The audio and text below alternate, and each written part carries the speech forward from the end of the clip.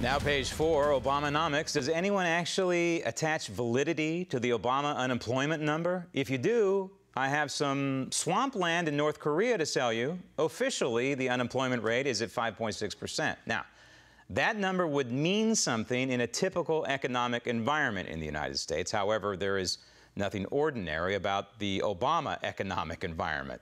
The business climate is colder than the Obama climate change predictions. And the fiscal forecast is for a continued Obama economic ice age for this country. The unemployment rate does not count the tens of millions of Americans who want to work full-time but cannot find a full-time job. The number of Americans not working ages 24 to 54 is the highest on record.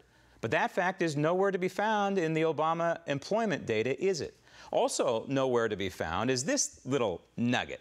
Disability payouts under Obama have exploded. In fact, there are so many people receiving disability under this president that it's in trouble. And according to the actuaries, that trouble is just around the corner. 2016. That's when Social Security disability becomes insolvent. Just another wonderful byproduct of Obamonomics. So here's Obama traveling around the country, stopping in Tennessee to offer more of his economic genius to the town of Clinton.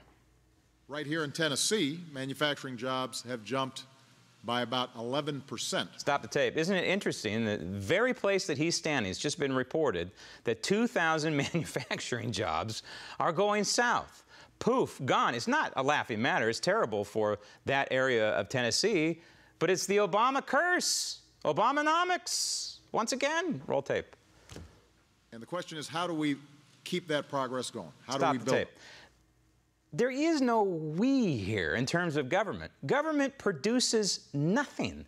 Let Americans alone. Stop taxing them to death. Stop regulating them to death and allow them to manufacture. They don't need you, Mr. President. There is no we here. Roll tape. That's why we're working to grow the jobs of tomorrow through a national network of manufacturing hubs. Stop the tape. I'm sorry to laugh. What does this guy know about manufacturing hubs? What does he know about manufacturing? What does he know about hubs?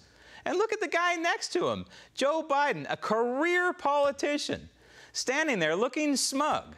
He's never done anything in the private sector in his life. And then you have Obama, the community organizer, who hasn't run so much as a popsicle stand, although we do know that at some point, apparently, he says he works at Baskin-Robbins, scooping ice cream at some point. We have no proof of this, but that's what he says. So you have both of these people standing there talking about business when they have no business experience. No, by the way, have you ever noticed Joe Biden's face, the look on his face when Obama's talking? Pay attention. Roll tape.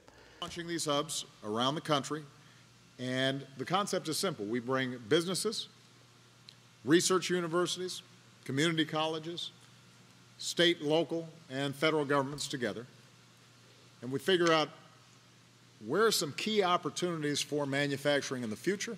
How do we get out in front of the curve? Stop the tape. This is all gobbledygook. It's textbook baloney. You know what this reminds me of? It reminds me of the scene from Back to School when Rodney Dangerfield goes into that business class or economics class, and there's that knucklehead professor in there, and he's talking about this fictitious company making widgets. And Rodney Dangerfield raises his hand and says, "What's a widget?" And the professor shoots back that, "Oh, it's just a fictitious item that we're manufacturing." And Rodney Dangerfield says something under his breath to the effect that, "You're living in fantasy land, pal." That's the president. He's in fantasy land. He's that knucklehead professor. So Obama is an economic illiterate. Just like all the other pieces of his radical agenda, Obamonomics is based on ideology and textbook theory. And neither works in the real world, in the free markets.